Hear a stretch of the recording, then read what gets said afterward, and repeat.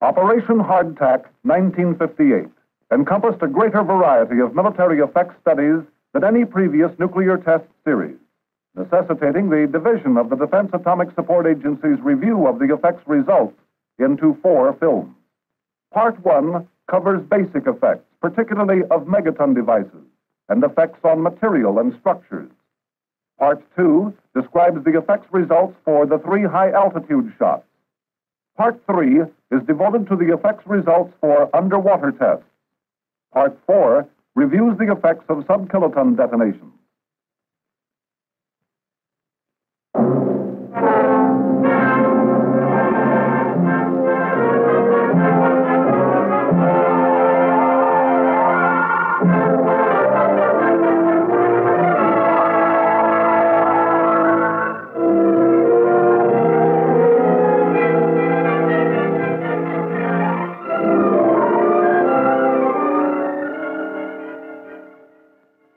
The introduction of powerful anti-submarine nuclear weapons into the Navy's arsenal posed some critical problems. What are the safe standoff distances for various types of vessels operating in the vicinity of subsurface nuclear weapon detonations? And what are the kill ranges for various types of ships? Some of the answers were on hand. Information gleaned from the 1946 shallow water Crossroads Baker shot.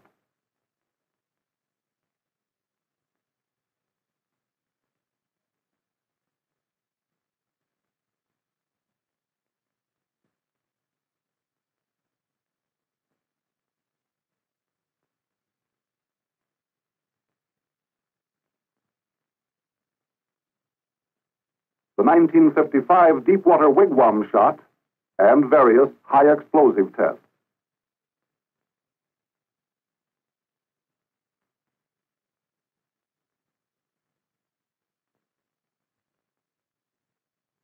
The 1958 underwater testing on Operation Hardtack at the Enewetak Proving Grounds provided supplementary effects data needed to answer naval tactical questions and supplied a host of other vital basic effects information through its 2 underwater tests, the Wahoo Deepwater shot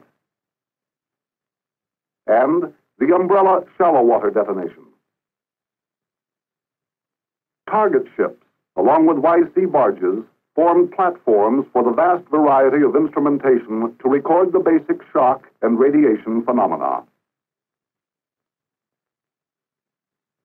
Off Perry Island in Enewetak Lagoon, the fitting out of the heavily instrumented target ships was brought to completion. First came the Wahoo Deepwater shot, whose surface zero was 8,000 feet outside the lagoon. The 10-kiloton device was placed in water 3,000 feet deep.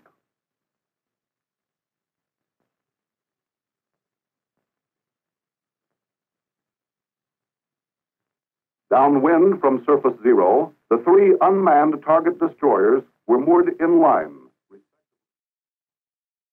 Several YC barges were interspersed in the destroyer line. The EC-2 target Liberty ship was positioned broadside to surface zero. Target ships had washdown equipment in operation during both shots. The destroyers also had some machinery operating to simulate actual combat conditions.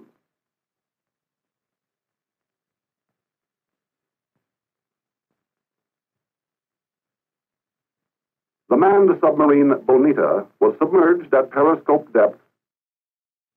Further out were a number of active manned ships, including the submarine Sterlet. H-hour for the Deepwater shot was 1330 on 16 May.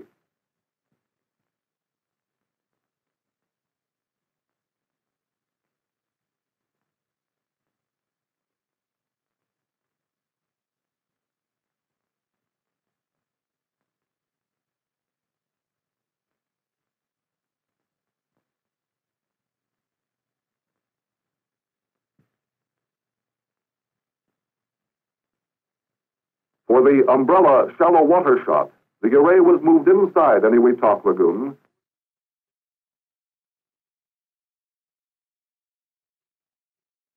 H-hour for the shallow water shot was 1115 9 June.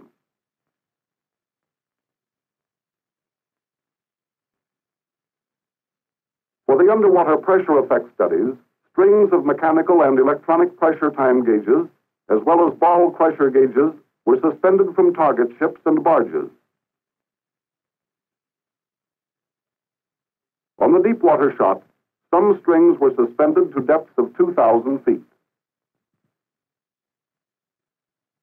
On the deep water shot, the variation of peak pressures with range expected for isovelocity water conditions are indicated by this curve. Actual measurements varied from 1,840 psi near the 2,000-foot range to 45 psi at 15,000-foot range.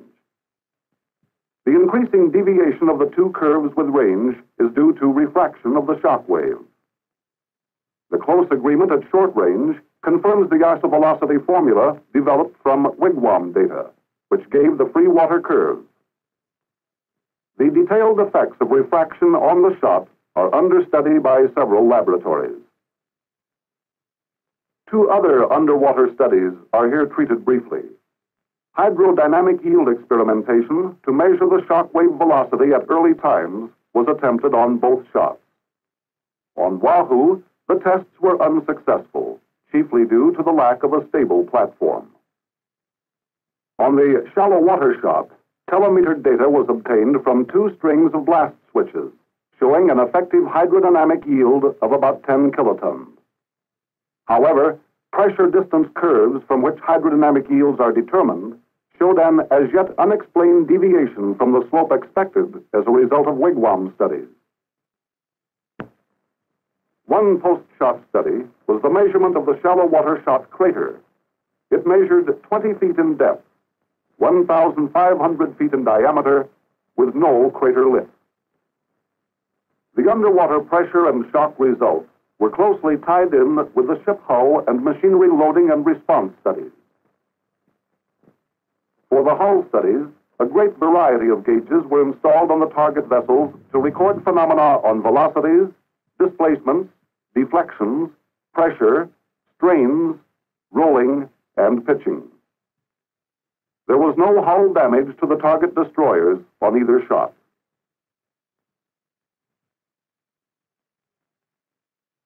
Damage from the two shots to the EC-2 merchant ship hull was light, much less than expected.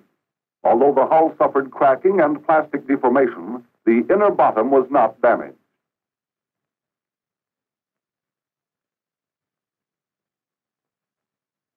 For that portion of the testing devoted to shock response and damage to critical ship machinery and equipment, several hundred instruments and self-recording shock spectrum gauges were used, along with 40 high-speed motion picture cameras. On the deep water shot, damage to the destroyer propulsion and auxiliary machinery was negligible. On the shallow water shot, the closest destroyer suffered enough machinery damage to make continued operation questionable.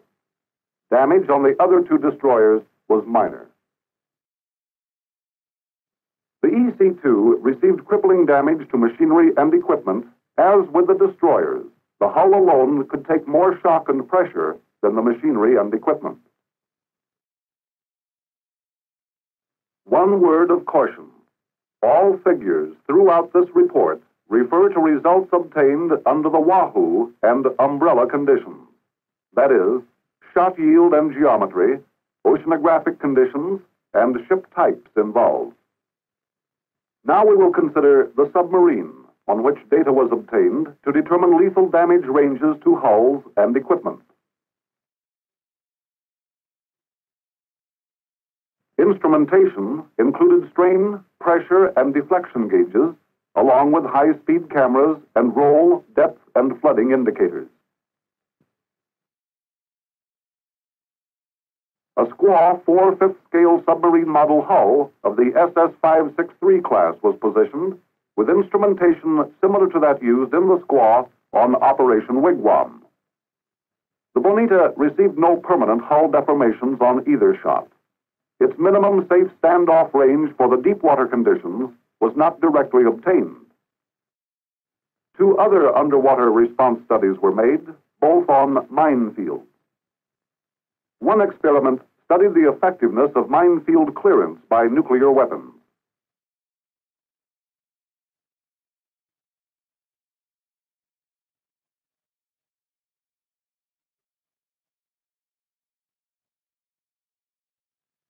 The other mine experiment, also conducted on the shallow water shot, was concerned with the mine actuating influences of nuclear weapons.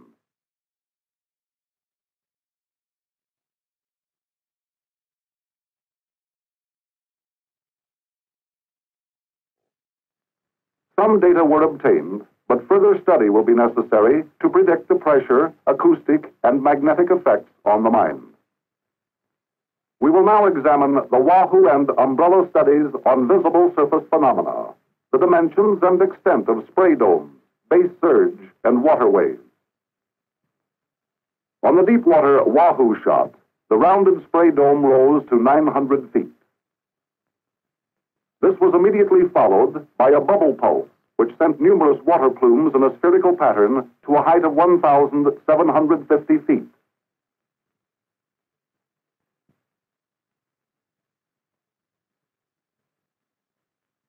A base surge developed at around 30 seconds and spread out rapidly to about 7,000 feet in crosswind radius and well over 1,000 feet in height at 2 minutes.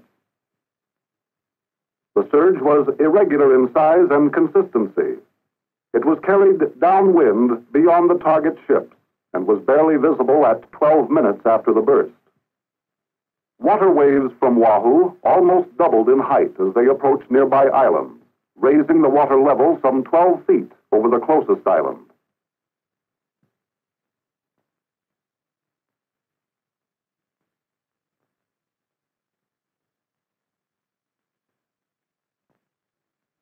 On the shallow water shot, the spray dome developed rapidly into a columnar plume, attaining a height of 5,800 feet. Except for a tenuous mist at the center, all visible material fell back into the water or the base surge, which appeared in about 13 seconds.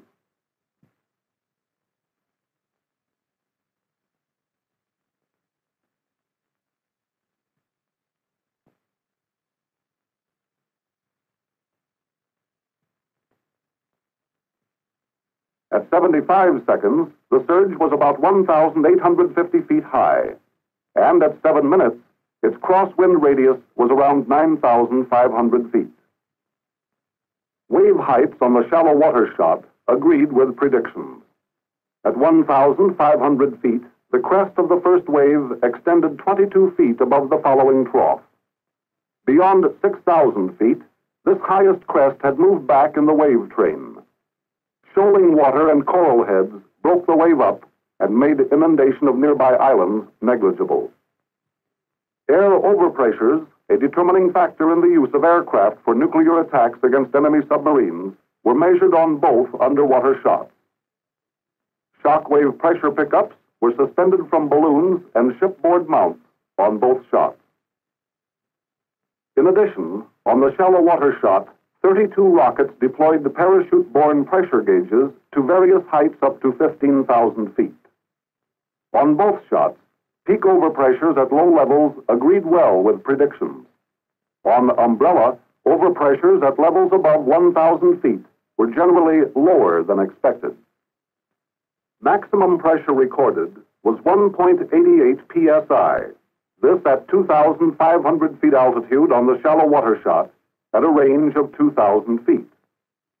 This concludes results of the blast and ship response experimentation. Equally extensive were the radiation tests on the two shots, both on basic phenomena and on shipboard vulnerability studies. These 9-foot diameter coracles contained instruments which documented the radiological environment resulting from the Wahoo and umbrella detonations. For Wahoo, 21 coracles were spotted throughout the target array, mostly downwind, moored to the ocean floor, some to a depth greater than 6,000 feet. 26 coracles were placed for the umbrella shot, 5 deep moored outside the lagoon, the others within the lagoon. Each coracle mounted a specially developed gamma intensity time recorder to define the local gamma field with respect to time. The coracles also housed incremental collectors which sampled the radioactive debris deposited at the coracle position. Some contained probes to measure water radiation levels. Supplementing the coracle assemblies were several score floating film packs dropped over the target array prior to and after zero time to collect total gamma dose data to assist in drawing up dose field contours. Combined results of both shots showed that almost all of the gamma dose occurred within 15 minutes after zero time and was due to the passage of airborne radioactive material.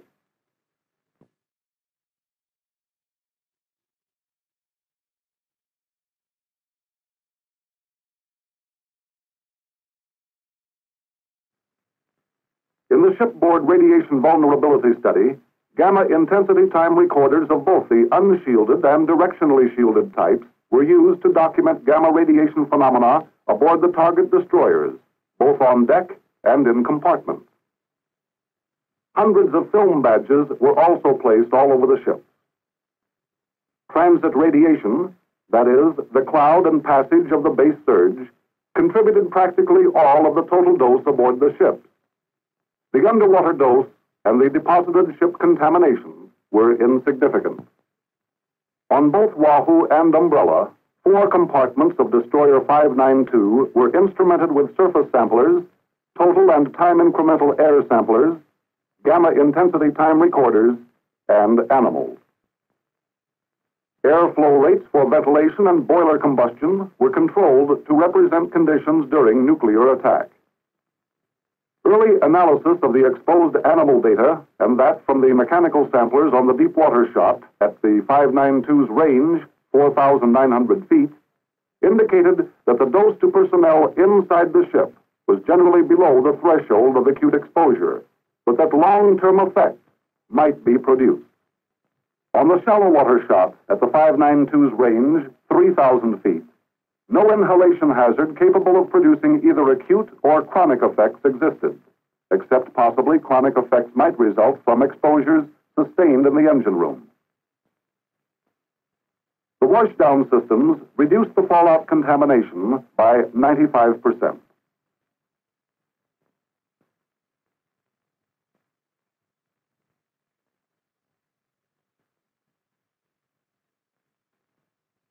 In summing up, one conclusion towers over all the other underwater test findings on safe standoff ranges. This conclusion is that under the conditions of these tests, radiation dangers dictate ship locations far beyond their hull and equipment shock limit capabilities. The 2 underwater shots on Operation Hardtack extended our knowledge of nuclear underwater blast, shock, and radiation effects.